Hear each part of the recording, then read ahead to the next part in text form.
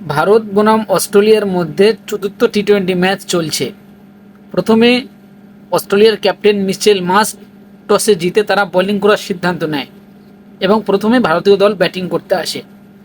ভারতীয় দল প্রথমে ব্যাটিং করে শুরুটা ভালো করেছিল, কিন্তু খুব একটা ভালো করতে পারেনি।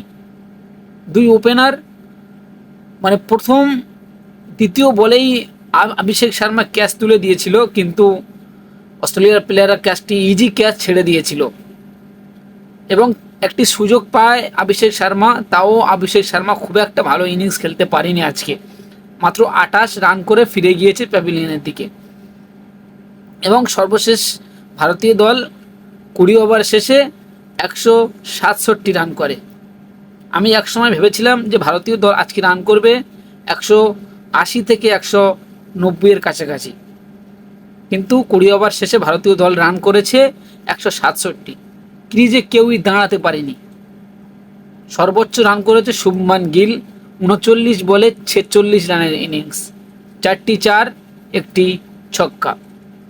সূর্যকুমার যাদব 10 বলে 20 রান করে তিনিও প্যাভিলিয়নের দিকে ফিরে গিয়েছিলেন। তারপরে আর কেউ ক্রিজে দাঁড়াতে পারেনি।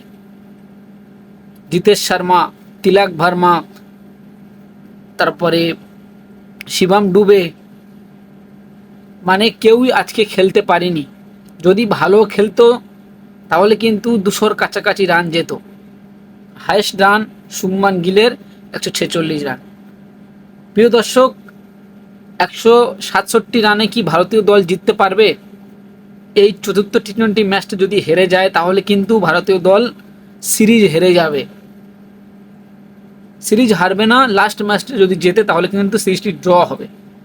এরকম একটা গুরুত্বপূর্ণ ম্যাচে আজকে কি জসপ্রীত বুমরা জেতাতে পারবে?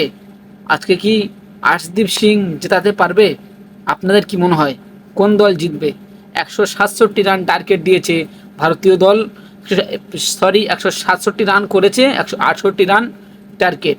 তাহলে কি ভারতীয় দল জিততে পারবে? অবশ্যই কমেন্ট বক্সে জানিয়ে যাবেন।